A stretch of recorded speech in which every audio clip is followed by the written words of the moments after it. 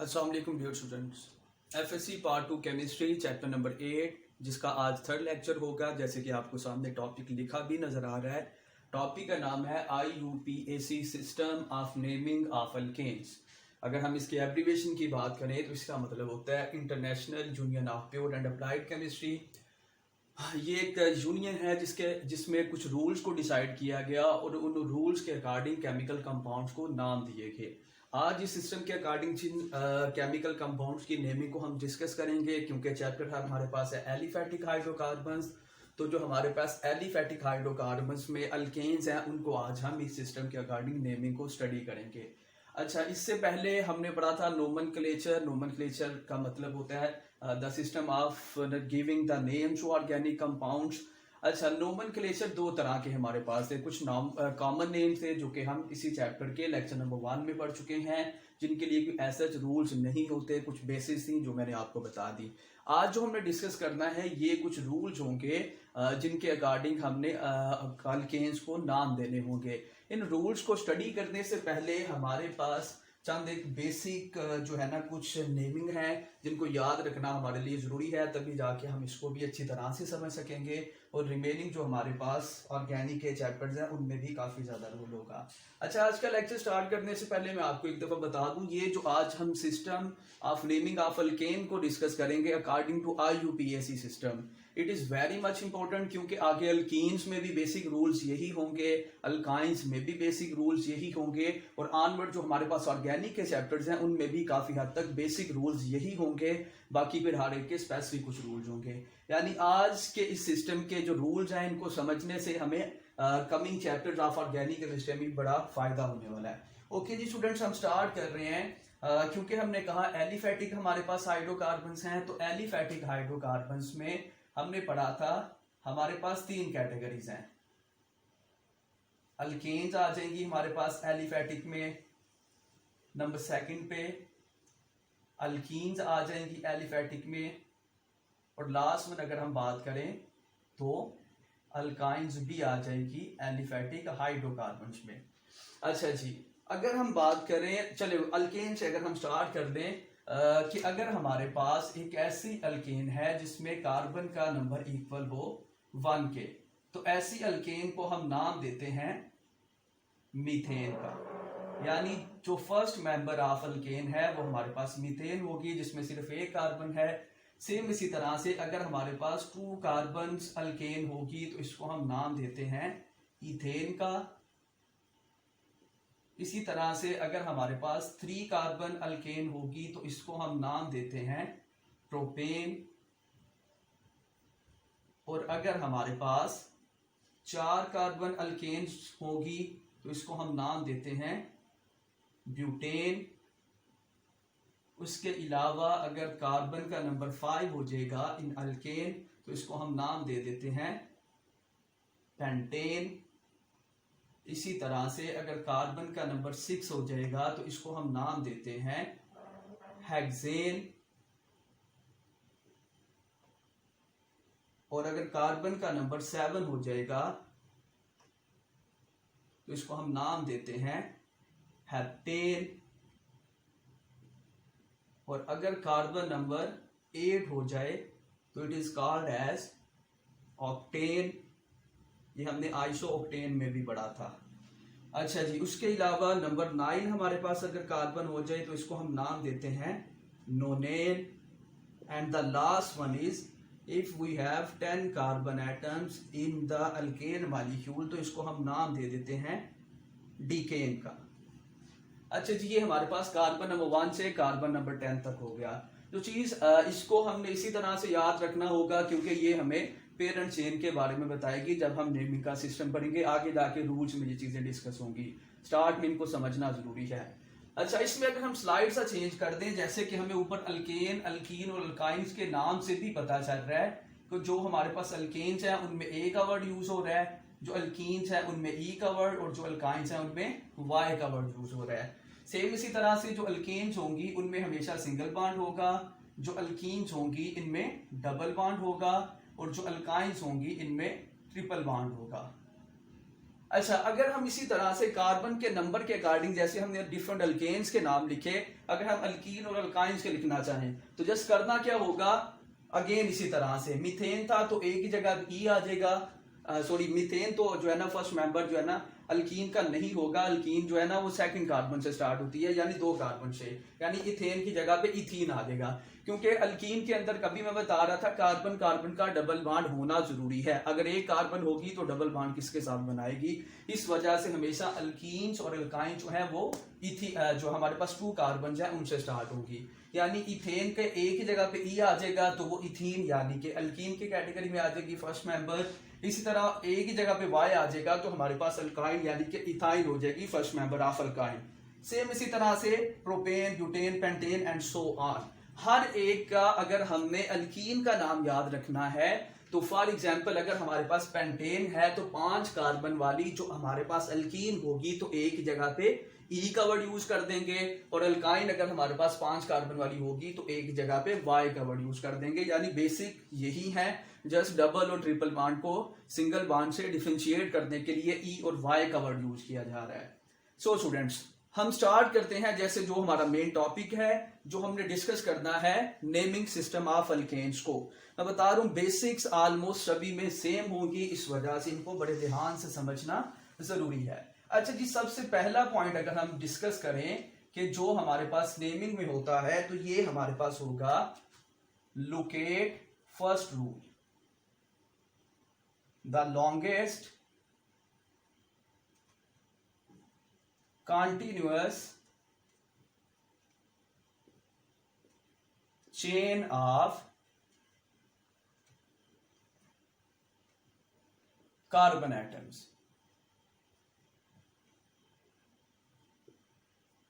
यानी कि हमने सबसे पहले क्या करना होगा, जो हमारे पास अल्केन गिवन है जिसका हमसे पूछा गया है कि इसका अकॉर्डिंग टू IUPAC सिस्टम इसका नाम क्या होगा, तो हमने क्या करना होगा, उस स्ट्रक्चर को ध्यान से देखना होगा और उसमें से देखना होगा जो longest continuous chain of carbon है वो कौन सी है, उसको हमने लोकेट कर देना है, उसकी हमने इंडिकेशन जो है ना बना लेनी है। अच्छा, अगर हम साथ में एक एग्जांपल लिख लें इस पॉइंट को ज्यादा अच्छी तरह से समझने के लिए, तो ये हमारे पास जो एग्जांपल है, अगर हम 5 कार्बन वाली अल्केन को लिख लें अपने समझने के पॉइंट ऑफ व्यू से, for example we have 5 carbons in a straight line, ये 5 कार्बन हमारे पास स्ट्रेट लाइन में हो गई। साथ में अगर हम क्या करें, जो एक कार्बन है इसके साथ 2 ब्रांचेस को हम बना दें, CH2 एंड CH3 यानी इथाइल ग्रुप। बाकियों की हम हाइड्रोजन्स को पूरा कर देंगे, जैसे हम पहले भी पढ़ चुके हैं।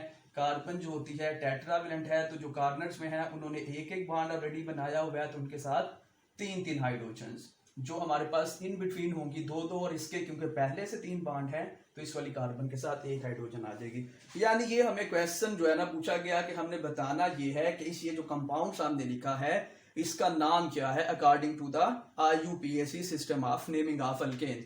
तो सबसे पहला काम हम क्या करेंगे, एक लॉन्गेस्ट चेन को अगर हम सिलेक्ट कर लें। अच्छा, अब 2 पॉसिबिलिटीज इसमें बन सकती हैं। लॉन्गेस्ट चेन अगर हम स्ट्रेट लाइन में देखें, ये अगर हम इसको कंसीडर कर लें, ये जो स्ट्रेट लाइन में है तो इसमें नंबर ऑफ कार्बन एटम्स होंगी 1 2 3 4 and 5।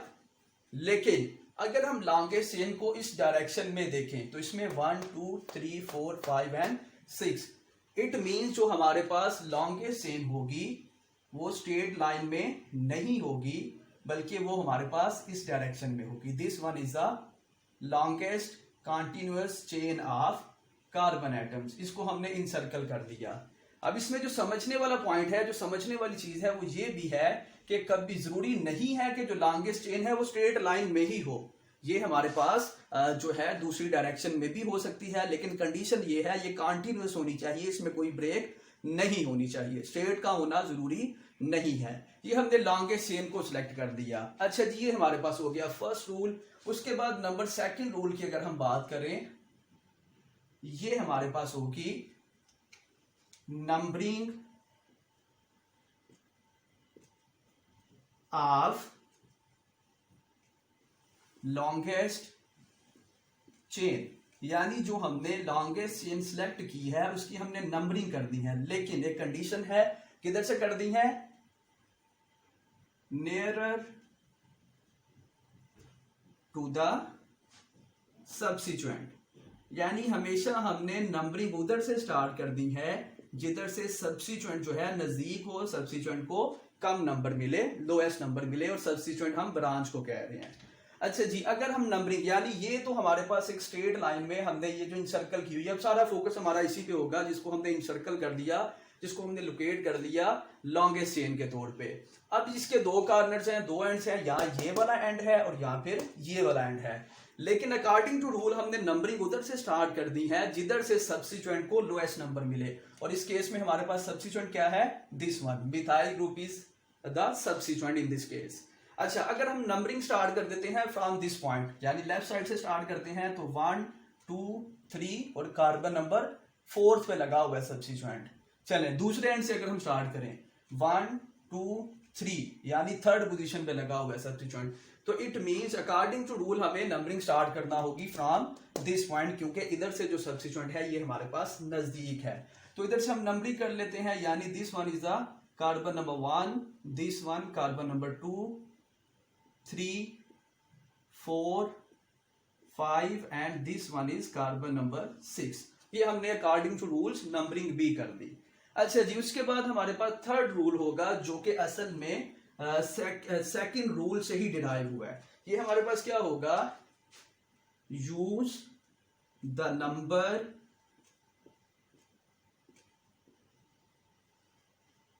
obtained by applying the second rule, यानी कि सेकंड रूल अप्लाई करने के बाद जो हमारे पास नंबर आया है कौन सा, उसको हमने यूज करना है। कौन सा नंबर, कौन सा है, जो कि सब्स्टिट्यूएंट का नंबर है असल में, जो कि इस केस में थर्ड है, यानी कि use the number obtained by applying the rule second. किस लिए, to designate the position of substituent, यानी कि जो हमने सेकंड रूल को अप्लाई करके जिस नंबर पे हमारे पास सब्स्टिट्यूएंट आया है उस नंबर से हमने जो हमारे पास सब्स्टिट्यूएंट की पोजीशन है उसको शो कर देना है, वो नंबर उसको डेजिग्नेट कर देना है, वो नंबर उसको दे देना है। तो इस केस में हमारे पास जो सब्स्टिट्यूएंट है ये कार्बन नंबर थर्ड पे आ रहा है, यानी कि सब्स्टिट्यूएंट को हम यही नाम देंगे। और लास्ट में अगर हम रूल की बात करें तो ये हमारे पास बनेगा, in writing the name of alkane use the following order.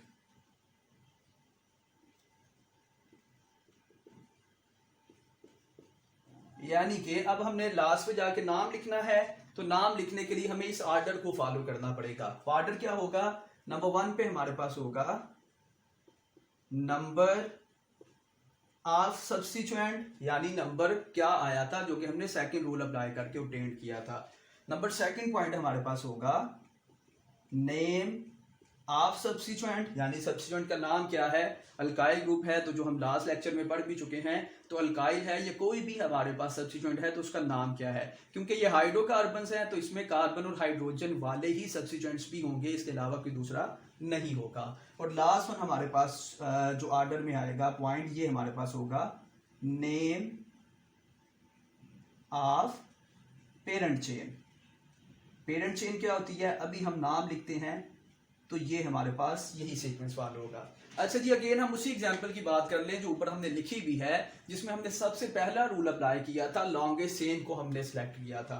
उसके बाद हमने नंबरिंग की, और नंबरिंग हमने उधर से की थी जो कि हमारे पास सब्स्टिट्यूएंट के नजदीक लोएस्ट नंबर होगा, उधर से हमने स्टार्ट की, इस वजह से थर्ड पोजीशन पे सब्स्टिट्यूएंट आ गया। अब हमारे पास जो नंबर आया है उसी को हमने यूज करना है सब्स्टिट्यूएंट की पोजीशन को शो करने के लिए। अब हम नाम लिख लेते हैं इसी ऑर्डर को फॉलो करते हुए। तो हमारे पास जो नाम बनेगा, यानी सबसे पहले हमने नंबर ऑफ सब्स्टिट्यूएंट लिखना है जो कि हमारे पास है थर्ड नंबर, तो हम लिख लेंगे इसके साथ 3। अच्छा जी, और इसके साथ हाइफन लगा के ये इस तरह से इसको जो है ना थोड़ा डिस्टेंस बना लेंगे, इसको डिफरेंशिएट कर देंगे। पहले हमारे पास हो गया नंबर ऑफ सब्स्टिट्यूएंट जो कि था 3, उसके बाद है नेम ऑफ सब्स्टिट्यूएंट। तो CH3 हम लास्ट लेक्चर में पढ़ चुके हैं। अगर मीथेन में से एक हाइड्रोजन निकाल दे तो CH3 बनता है, जिसको नाम देते हैं मिथाइल का।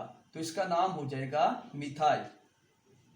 पहले नंबर पे हो गया हमारे पास नंबर ऑफ सब्स्टिट्यूएंट, फिर हो गया नेम ऑफ सब्स्टिट्यूएंट, और लास्ट में जाके हमने बात कर दी है जो हमारे पास पेरेंट चेन है, यानी जो हमने लॉन्गेस्ट चेन सेलेक्ट की थी उसमें total number of carbon atoms कितने हैं।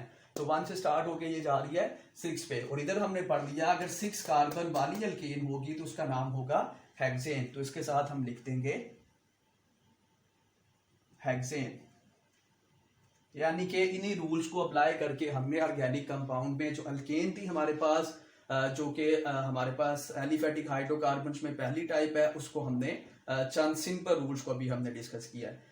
सो स्टूडेंट्स, ये चंद एक सिंपल रूल्स है। नेक्स्ट वीडियो में मैं बताऊंगा कि अगर हमारे पास कुछ कंडीशंस हो जाए, स्पेशल कंडीशंस, यानी कि अगर क्वेश्चन आंसर की फॉर्म में हो जाए कि अगर ये होगा तो क्या करना है, अगर इस तरह से हो जाए तो क्या करना है, इस सारी चीजों को समझने के लिए अभी हमारे पास नेमिंग सिस्टम कंप्लीट नहीं हुआ। इसको हम 2 पार्ट्स में कर रहे हैं ताकि किसी तरह की कुछ कंफ्यूजन ना हो। आपने सबसे पहले इसको प्रैक्टिस करना है विद डिफरेंट एग्जांपल्स, और जो कि एक्सरसाइज में भी लिखी है चैप्टर नंबर 8 के। उसके बाद आपने नेक्स्ट वीडियो को देखना है। इनको प्रैक्टिस करने के बाद तो इंशाल्लाह आपको ये बड़ा अच्छी तरह से क्लियर हो जाएगा। ओके जी स्टूडेंट्स, अल्लाह हाफिज। इंशाल्लाह नेक्स्ट लेक्चर में, नेक्स्ट वीडियो में मैं आपको रिमेनिंग रूल्स के बारे में बताऊंगा।